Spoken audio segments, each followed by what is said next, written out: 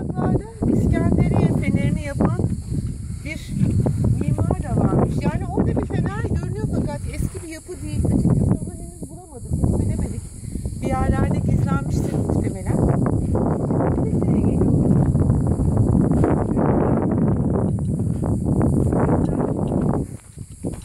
Şimdikinden biraz daha farklı yaşandığı zamanlar tabii. Gerçek Hristiyanlık artık hiç kimse bilmiyor. Bakın küçük küçük odacıklar var. Burada bir şey yazmıyor. Bu benim kendi çıkarımım, onu söyleyeyim.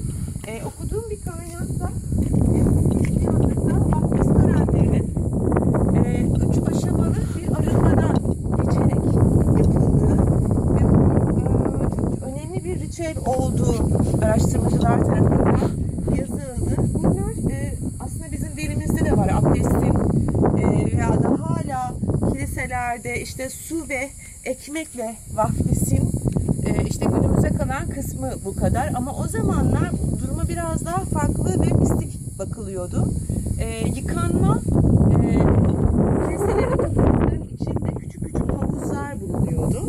Ve insanlar rahipler tarafından o bilgiye, o tapınağa girecek olan insanlar rahipler tarafından vaftiz ediliyordu. İlki bedensel ve fiziksel bir temizlik.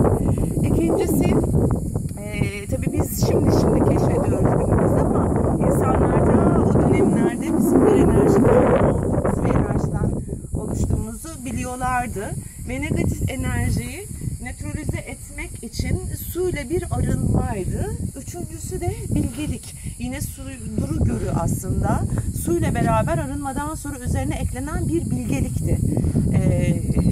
Bunlar o zamanlar keşfedilmişti. Biz daha yeni şimdi çakralarımızla, işte üçüncü gözlerimizle, yok nefes terapileriyle daha şimdi birazcık aydınlanmaya nihayetinde başladık. Ama o zamanlar insanlar bunu bilmiyordu ve dini de bu temeller üzerine kurmuşlardı.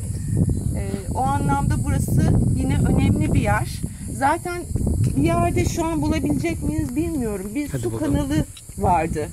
Dediğim gibi çok fazla tabela olduğu için bu anlattığım şeyler... Şurası olabilir mi?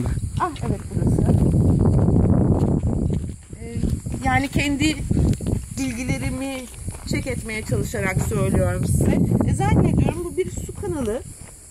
Bu kadarcık mı? Ve kilisenin olduğu bölümde bu kadarcık çıkmış. Bu kadarcık değil. Biraz zor bir iş biliyorsun. Bu böyle fırçayla falan kazıyorlar ya. Çok kolay olmuyor yani. Biraz salladın gibime geldi su kanalı diye çıktı. Yani üstündeki taşlar herhalde sonradan konulmuş. Bilemiyoruz. Dediğimiz gibi tabela yok. Ama bunlar araştırılacak. Yani şöyle söyleyeyim. Şu an teknolojiden uzak bir yerdeyiz. Rahat internete de ulaşamıyoruz. Dolayısıyla İstanbul'a gittiğim zaman, teknolojiyle buluştuğum zaman size söz veriyorum.